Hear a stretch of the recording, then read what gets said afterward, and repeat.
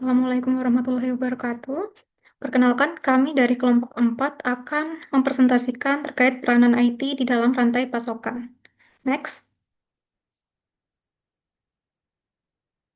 Anggota kami terdiri dari yang pertama Ahmad Fauzi, kemudian Arjun Wahyudi, Dendi Puji Maulidi, Fasya Khairunisa Adriani, Ilham Wijaya, Lutfia Khairunisa, Nadia Inan Amirat, Reni Aryani, Sally Ferdiana, dan Valentinus Ezra Rizky.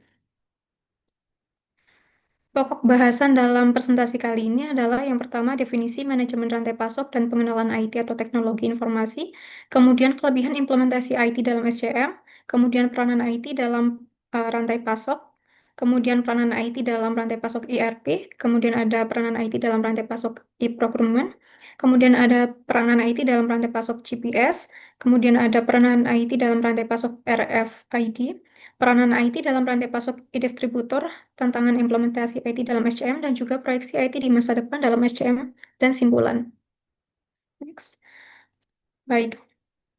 Supply chain management atau manajemen rantai pasok merupakan pendekatan yang digunakan untuk mencapai pengintegrasian yang efisien dari supplier, manufaktur, distributor, dan juga customer. Next. Sedangkan untuk rantai pasok sendiri atau supply chain merupakan jaringan perusahaan yang bersama-sama bekerja untuk menciptakan dan menghantarkan suatu produk ke tangan pemakai akhir. Bila supply chain adalah jaringan fisiknya, yakni perusahaan-perusahaan yang terlibat dalam memasok bahan baku, memproduksi barang, maupun mengirimkannya ke pemakai akhir, SCM adalah metode, alat, atau pendekatan pengelolaannya. Pendekatan yang ditekankan dalam SCM adalah terintegrasi dengan semangat kolaborasi. Supply chain management tidak hanya berorientasi pada urusan internal, melainkan juga eksternal perusahaan yang menyangkut hubungan dengan perusahaan-perusahaan partner. Next. Ada beberapa hal yang perlu diperhatikan dalam supply chain. Di antaranya yaitu aliran barang dari hulu atau upstream ke hilir atau downstream. Contohnya adalah bahan baku yang dikirim dari supplier ke pabrik. Setelah produk selesai diproduksi, mereka dikirim ke distributor, lalu ke pengecer atau retail, kemudian ke pemakai akhir. Kedua yaitu aliran uang dan sejenisnya yang mengalir dari hilir ke hulu, dan juga yang terakhir adalah aliran informasi yang bisa terjadi dari hulu ke hilir atau sebaliknya. Beberapa tantangan dalam mengelola supply chain, yaitu kompleksitas struktur supply chain yang melibatkan banyak pihak dengan kepentingan yang berbeda-beda. Kemudian terdapat perbedaan bahasa, zona waktu, dan budaya antar perusahaan. Kemudian ada ketidakpastian permintaan, terkait ketidakpastian atau variasi permintaan dari hilir ke hulu pada suatu rantai pasok, atau yang dinamakan dengan bullwhip effect. Kemudian ada ketidakpastian pasokan, lead time, pengiriman, harga dan kualitas bahan baku, serta yang lainnya. Kemudian ada juga ketidakpastian internal, misalkan kerusakan mesin atau kinerja mesin yang tidak sempurna, ketidakpastian kualitas produksi, dan lain-lain. Next. Beberapa kelebihan implementasi IT dalam SCM yaitu pengambilan keputusan yang lebih cepat dan juga akurat, manajemen persediaan yang lebih baik, kemudian meningkatkan kepuasan pelanggan, serta fleksibilitas dan skalabilitas bisnis. Next. Nah, IT sangat penting dalam supply chain management karena pada saat ini teknologi memungkinkan kolaborasi, koordinasi, dan juga integritas dalam praktik di lapangan. Internet mempermudah transaksi dan proses sharing informasi dari hulu ke hilir. Penerapan teknologi pada SCM, contohnya ada e-procurement dan e-fulfill. Untuk selanjutnya akan diteruskan oleh teman saya. Mohon izin saya akan menjelaskan untuk slide yang sebelumnya, yaitu kelebihan implementasi IT dalam supply chain management, yaitu yang pertama, yaitu pengambilan keputusan lebih cepat dan akurat, di mana dengan dukungan teknologi seperti sistem ERP, Big Data, dan AI, perusahaan ini dapat mengakses data secara real-time, kemudian dapat melakukan analisis yang mendalam. Hal ini memungkinkan untuk kita melakukan forecasting permintaan yang lebih akurat dan pengambilan keputusan yang lebih tepat untuk menghindari risiko operasional. Yang kedua, yaitu manajemen persediaan yang lebih baik. IT membantu juga perusahaan untuk mengolah stok secara efisien melalui sistem otomatis yang memantau tingkat persediaan. Ini juga bisa mencegah adanya overstock atau kelebihan barang dan juga out of stock atau kekosongan barang. Sehingga aliran barang dalam supply chain-nya lebih lancar.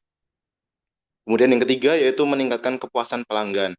Dengan sistem pelacaan pesanan yang akurat dan pengiriman yang tepat waktu, Pelanggan dapat mengetahui status barang mereka secara langsung. Hal ini meningkatkan kepercayaan dan kepuasan pelanggan terhadap layanan perusahaan. Dan yang terakhir yaitu fleksibilitas dan skalabilitas bisnis. IT juga memungkinkan bisnis untuk lebih adaptif terhadap perubahan pasar dan permintaan. Selain itu, sistem yang terintegrasi memudahkan perusahaan dalam melakukan ekspansi atau menyesuaikan skala operasional sesuai dengan kebutuhan. Next, selanjutnya akan dijelaskan oleh rekan saya.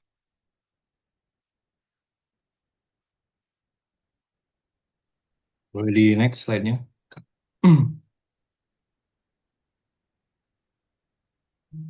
Nah, baik, rekan-rekan, perkenalkan nama saya Dendi Puji Maulidi. Di sini saya akan menjelaskan mengenai teknologi nirkabel dalam supply chain management.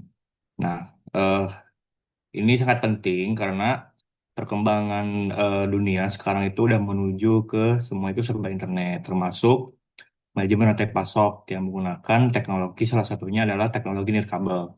Di sini saya akan menjelaskan garis besarnya, untuk detailnya nanti akan dijelaskan pada materi-materi berikutnya.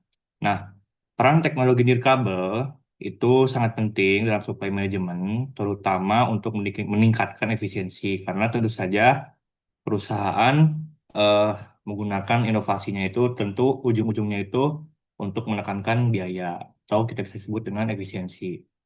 Yang kedua ada visibilitas dan koordinasi, sehingga semua rantai pasok dapat dikendalikan gitu dengan efektif. Lalu selanjutnya, teknologi nirkabel ini banyak sekali penelitian yang menunjukkan bahwa teknologi nirkabel dapat membantu pelacakan secara real time, komunikasi dengan cepat, dan otomatisasi proses. Nah, penelitian lain menunjukkan bahwa teknologi nirkabel ini dalam manajemen rantai pasok dapat meningkatkan efisiensi operasional. Jadi sudah ada penelitian yang membuktikan bahwa teknologi kabel ini dapat meningkatkan efisiensi. Nah, dengan cara apa meningkatkan efisiensinya? Yaitu dengan mengintegrasikan data melalui aplikasi berbasis cloud salah satunya. Nah, mengurangi biaya dan meningkatkan responsitivitas terhadap perubahan pasar. Jadi, keinginan pasar seperti apa dengan teknologi nirkabel itu dapat membantu manajemen rantai pasok gitu. Boleh di next. Nah, jadi secara garis besarnya, dampak teknologi nirkabel ini dalam supply chain management itu ada 4 poin. Yang pertama, mampu melakukan pelacakan secara real time, di mana barang tersebut berada, prosesnya seperti apa, dan lain sebagainya. Yang kedua, komunikasi cepat. Jadi, ketika ada suatu lini bisnis ataupun distribusi yang terhambat, itu dapat diketahui melalui teknologi nirkabel. Yang ketiga, otomatisasi proses. Ini sudah pasti ya, karena dengan adanya internet melalui teknologi nirkabel, sekarang apa-apa bisa otomatis. Dan yang terakhir, transparansi dan keamanan. Melalui teknologi nirkabel, fraud-fraud yang ada itu bisa dapat diminimalisir ya, karena semuanya harus terkoneksi, terintegrasi dengan teknologi nirkabel tersebut. Jadi, keamanan semakin meningkat. Seperti itu. Oke, selanjutnya, nah materi ini akan dijelaskan oleh rekan saya. Berikutnya adalah peranan IT dalam rantai pasokan, yaitu Enterprise Resource Planning atau ERP. ERP adalah sistem perangkat lunak yang mengintegrasikan dan mengelola proses bisnis inti dalam sebuah perusahaan, termasuk dalam manajemen rantai pasok. Berikut ini adalah peranan ERP dalam rantai pasok. Bisa next. Yang pertama adalah integrasi proses bisnis. ERP mengintegrasikan fungsi-fungsi bisnis seperti produksi, pengadaan, penjualan, distribusi, keuangan, dan sumber daya manusia dalam satu sistem. Yang kedua adalah optimasi pengelolaan persediaan. ERP membantu dalam mengelola persediaan dengan lebih efisien dengan memonitor permintaan pelanggan, pergerakan stok, dan pergerakan permintaan. Next. Yang ketiga adalah perencanaan sumber daya. ERP memfasilitasi perencanaan sumber daya yang terintegrasi, termasuk perencanaan kapasitas produksi, perencanaan kebutuhan material, dan perencanaan persediaan yang memungkinkan produksi tepat waktu dan pengiriman yang efisien. Yang keempat adalah manajemen operasional yang efisien. Dengan memonitor dan mengolah operasi ada secara efisien, ERP membantu meningkatkan kinerja operasional dan mengurangi biaya produksi, pengiriman, dan penyimpanan. Next. Yang kelima adalah analisis dan pelaporan. ERP menyediakan analisis data yang mendalam dan laporan yang memungkinkan manajemen untuk mengidentifikasi tren, memprediksi permintaan pasar, dan membuat keputusan strategis yang didukung oleh data. Next. Berikutnya akan dijelaskan teman saya. Oke, selanjutnya adalah peranan IT dalam manajemen rantai pasok, khususnya e-procurement ya. Hal ini sangat penting karena mendigitalisasi proses pengadaan yang sebelumnya manual, memakan waktu dan rawan kesalahan. Salah satu contohnya adalah digitalisasi permintaan barang dan jasa ini, di mana user bisa langsung mengajukan purchase requisition lewat sistem e-procurement, mengurangi komunikasi manual, dan mempercepat proses pengadaan dalam rantai pasok. Next. Nah, dalam e-procurement ini, IT memungkinkan pengiriman request for quotation atau RFQ secara otomatis ke vendor yang sudah terpilih, sehingga jauh lebih cepat dibandingkan mengirim surat atau email satu persatu. Hal ini mempercepat siklus rantai pasok dari tahap pencarian harga sampai pemilihan pemasok. Selain itu, sistem e-procurement juga menyediakan fitur pembanding penawaran vendor secara langsung, sehingga tim pengadaan dapat mengevaluasi harga, kualitas, dan waktu pengiriman dengan transparan. Ini meminimalkan potensi penyimpangan sekaligus meningkatkan akuntabilitas rantai pasok. Next. Selanjutnya, sistem e-procurement ini memungkinkan pembuatan purchase order atau PO secara otomatis setelah vendor dipilih, sehingga menghemat waktu dan mempercepat aliran dokumen rantai pasok. Selain itu, IT juga memfasilitasi tracking status PO tersebut secara real-time, mulai dari barang dikirim, dalam perjalanan, hingga diterima. Ini meningkatkan visibilitas rantai pasok dan membantu perusahaan mengantisipasi keterlambatan serta menyesuaikan rencana operasional bila diperlukan. Next. Nah, dalam e-procurement, sistem itu terhubung langsung dengan inventory, sehingga data stok otomatis terupdate setelah barang datang. Ini membantu mencegah overstock maupun kehabisan stok yang sering terjadi dalam masalah rantai pasok tradisional. Selain itu, e-procurement juga mempermudah mengelola hubungan dengan supplier lewat data historis, transaksi, dan performa pengiriman, sehingga perusahaan dapat menjaga kerjasama jangka panjang yang efisien. Next lagi. Nah, dengan e-procurement, proses approval internal untuk pengadaan dan PO menjadi otomatis juga. Manajer itu cukup menyetujui lewat sistem tanpa tanda tangan manual, sehingga birokrasi yang biasanya memakan waktu dapat dipangkas. Nah, selain itu, sistem juga mendukung pencocokan otomatis antara PO, surat jalan, dan invoice supplier melalui three-way matching, memastikan hanya transaksi yang sah lah yang dibayarkan. Ini sangat penting untuk menjaga integritas pembayaran dalam rantai pasok. Next. Ya, dalam e-procurement, pembayaran ke supplier jadi lebih cepat karena invoice itu tervalidasi secara otomatis, membuat arus kas supplier lancar, dan mendorong mereka memberi pelayanan yang lebih baik. Selain itu, sistem ini menyimpan data histori transaksi yang dapat dianalisis untuk strategi pengadaan, seperti mengenali pola pembelian musiman, peluang konsolidasi volume, atau mencari supplier alternatif demi kelancaran rantai pasok. Next. Dan yang terakhir, peranan IT dalam e-procurement itu semua aktivitas terdokumentasi digital sehingga audit trail menjadi jelas. Ini mempermudah audit internal maupun eksternal, sekaligus memastikan rantai pasok patuh pada regulasi. Selain itu, yang terakhir, e-procurement membuat perusahaan lebih adaptif dalam menanggapi perubahan pasar karena proses pengadaan itu lebih cepat sehingga volume pembelian dapat disesuaikan dengan lincah untuk menjaga kelancaran operasi rantai pasok. Selanjutnya akan dilanjutkan oleh rekan saya. Ya, kemudian terkait dengan peranan IT dalam rantai pasok menggunakan GPS atau Global Positioning System, yang merupakan sistem navigasi berbasis satelit yang menyediakan informasi lokasi, kecepatan, dan waktu secara real-time kepada penerima, baik di darat, laut, maupun udara. GPS ini menjadi salah satu sistem navigasi berbasis satelit yang berperan penting dalam berbagai aspek rantai pasok, utamanya dalam meningkatkan visitabilitas, efisiensi, dan keamanan logistik. Kemudian, GPS sendiri bertindak sebagai mata dan otak dalam logistik rantai pasok karena dapat menyediakan data lokasi yang presisi dan real-time yang sangat penting untuk pengambilan keputusan yang cepat, efisien operasional, pengurangan biaya, serta peningkatan keamanan, sehingga tingkat kepuasan pelanggan dapat dijaga. Kemudian terkait peranan dari GPS sendiri, yang pertama yaitu ada pelacakan armada secara real-time. Dengan menggunakan GPS yang terpasang pada kendaraan pengiriman, perusahaan dapat memantau lokasi secara real-time di pita di peta digital. Hal ini memungkinkan manajer logistik untuk mengetahui kapan dan di mana barang tersebut berada, serta mengidentifikasi potensi penundaan maupun penyimpangan pada rutenya. Kemudian yang kedua ada optimasi rute dan navigasi. Sistem berbasis di GPS dapat menganalisis data lalu lintas secara real-time, kondisi jalan, dan batasan kendaraan untuk merekomendasikan rute tercepat dan teraman. Ini tidak hanya mengurangi waktu tempuh dan konsumsi bahan bakar, akan tetapi juga meminimalkan resiko kecelakaan dari kendaraan tersebut. Kemudian peranan selanjutnya ada estimasi waktu kedatangan atau ETA yang akurat. Berdasarkan lokasi dan kecepatan kendaraan yang terus diperbarui melalui GPS, sistem dapat memberikan perkiraan waktu kedatangan barang yang sangat akurat kepada pelanggan, sehingga akan meningkatkan kepuasan pelanggan karena mereka dapat mempersiapkan diri untuk menerima barang kirimannya. Kemudian ada manajemen perilaku pengemudi dan keamanan.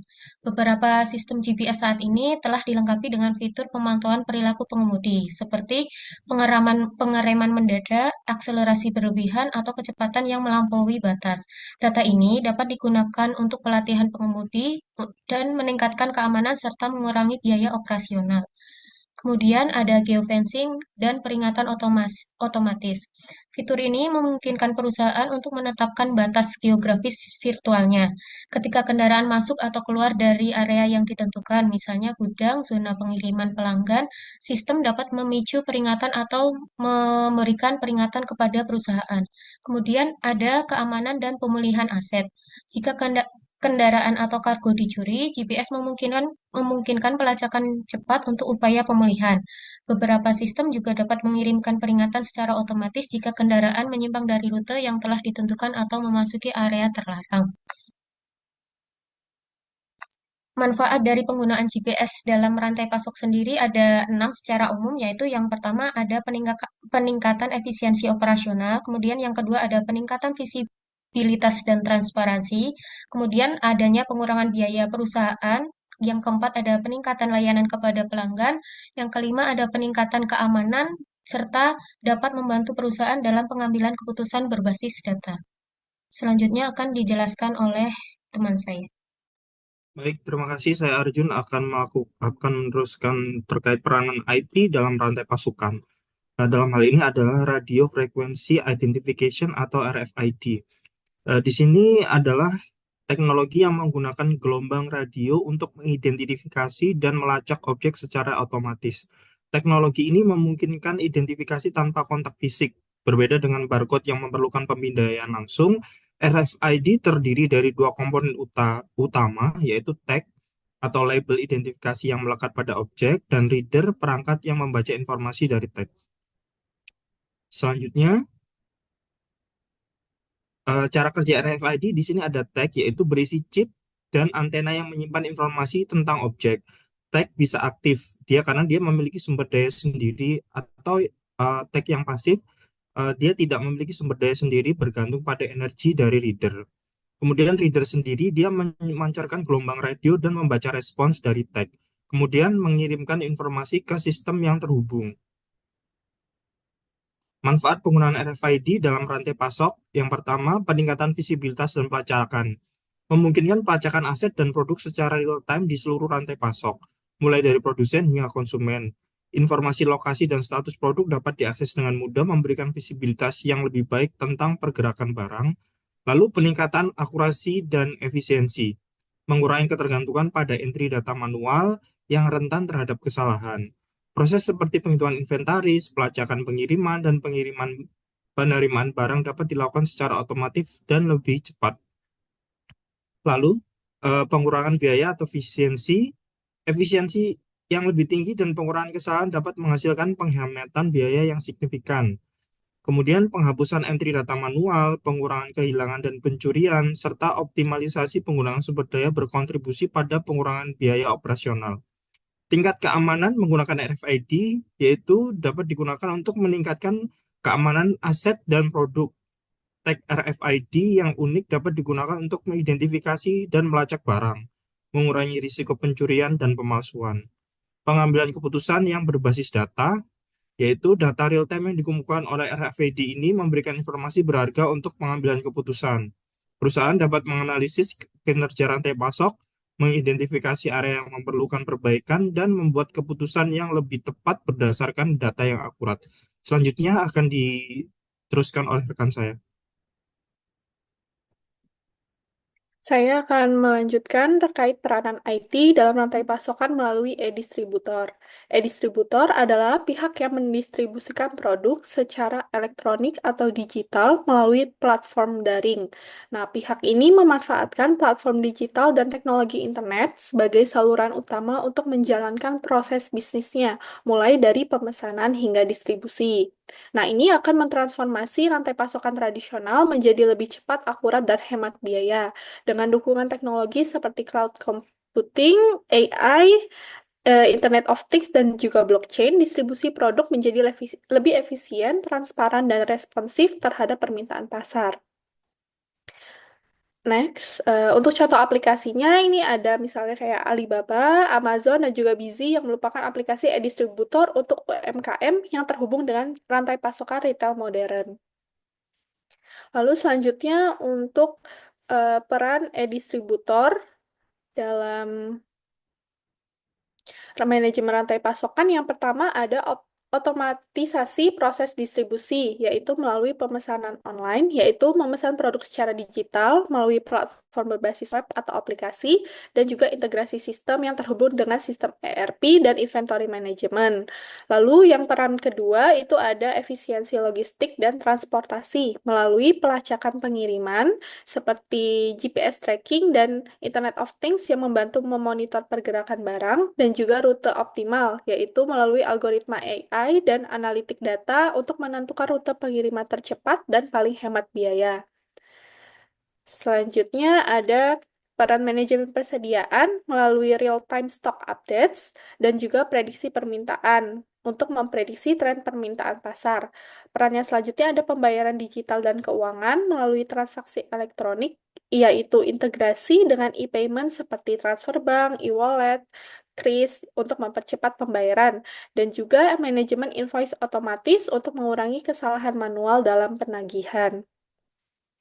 Peran yang selanjutnya yaitu peningkatan transportasi dan kolaborasi melalui blockchain untuk traceability, yaitu memastikan keaslian produk dan mencegah pemalsuan, kemudian supplier dan retailer portal yang memudahkan komunikasi antara produsen, distributor, dan pengecer.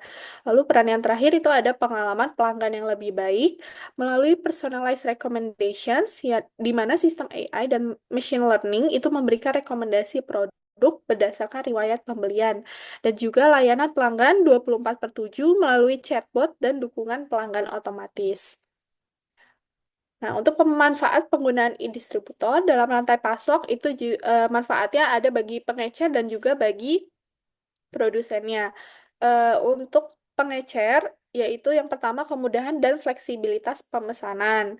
Jadi pelanggan dapat melakukan pemesanan kapan saja melalui portal online tanpa terikat jam kerja, lalu transparansi informasi, mendapatkan akses real-time terhadap informasi krusial seperti ketersediaan stok, harga produk, dan status pengiriman. Lalu proses pengadaan yang lebih cepat, melalui otomatisasi proses mulai dari pemesanan hingga pembayaran yang akan memangkas waktu dalam siklus pengadaan barang. Dan yang terakhir ada akses ke ragam produk yang lebih luas, di mana platform digital ini memungkinkan e-distributor menampilkan katalog produk yang jauh lebih lengkap dari berbagai prinsipal dan memberikan lebih banyak pilihan kepada pelanggan. Manfaat bagi produsennya yaitu jangkauan pasar yang lebih luas, di mana dapat dengan cepat menjangkau basis pelanggan yang lebih besar dan tersebar secara geografis, tanpa perlu membangun infrastruktur penjualan fisik di setiap lokasi. Lalu visibilitas data penjualan, di mana produsen mendapatkan akses ke data penjualan dan data stok di level distributor secara real-time. Lalu efisiensi saluran distribusi dengan proses yang terintegrasi secara digital, biaya dan waktu untuk pemrosesan pesanan, faktur, dan komunikasi dapat ditekan secara signifikan. Lalu yang terakhir itu umpan balik pasar yang cepat. Data dari platform e-distributor ini dapat dianalisis untuk memahami tren pasar, produk apa yang paling laku, dan preferensi pelanggan, sehingga produsen lebih cepat beradaptasi dan berinovasi. Oke, selanjutnya akan dilanjutkan oleh teman saya. Terima kasih. Selanjutnya, tantangan utama dalam penerapan teknologi informasi dalam manajemen rantai pasok atau supply chain management. Beberapa tantangan utama tersebut meliputi integrasi sistem yang berbeda, keamanan data, ketidakpastian permintaan, biaya implementasi, dan kurangnya sumber daya manusia yang terampil yang setelah ini akan kami jelaskan satu persatu. Next. Yang pertama, integrasi sistem yang berbeda. Nah, rantai pasok melibatkan berbagai pihak dengan sistem yang berbeda-beda, seperti pemasok, distributor, dan pelanggan. Untuk mengintegrasikan sistem-sistem ini agar dapat berkomunikasi dan berbagi data secara efektif tentunya menjadi tantangan tersendiri atau bahkan juga membutuhkan biaya tambahan untuk mengintegrasikan sistem-sistem yang berbeda. Kemudian selanjutnya, terkait keamanan data. Rantai pasok digital itu rentan terhadap serangan cyber dan pelanggaran data. Nah, perusahaan perlu berinvestasi dalam langkah-langkah keamanan cyber yang kuat untuk melindungi data-data sensitif dan menjaga integritas rantai pasok. Next, ketidakpastian permintaan. Permintaan pasar yang fluktuatif dan sulit diprediksi itu tentunya dapat menyebabkan masalah dalam manajemen persediaan. Nah, di sini perusahaan perlu memanfaatkan teknologi seperti AI atau analitik data untuk meningkatkan akurasi perkiraan permintaannya. Kemudian next. Nah, ini membutuhkan juga biaya implementasi. Penerapan teknologi IT dalam supply chain management itu terutama teknologi industri 4.0 itu bisa membutuhkan biaya investasi yang tinggi. Nah, perusahaan perlu melakukan analisis biaya manfaat yang cermat sebelum mengimplementasikan solusi IT dalam penerapan supply chain management. Kemudian yang terakhir, tentunya kurangnya sumber daya manusia yang terampil. Nah, penerapan teknologi IT membutuhkan tenaga kerja yang terampil dalam bidang teknologi dan supply chain management. Tentunya perusahaan perlu melakukan pelatihan dan pengembangan karyawan untuk memastikan mereka memiliki keterampilan yang dibutuhkan sehingga penerapan IT dalam supply chain management dapat berjalan lancar. Kemudian penjelasan selanjutnya akan dijelaskan oleh rekan saya, Mbak Reni.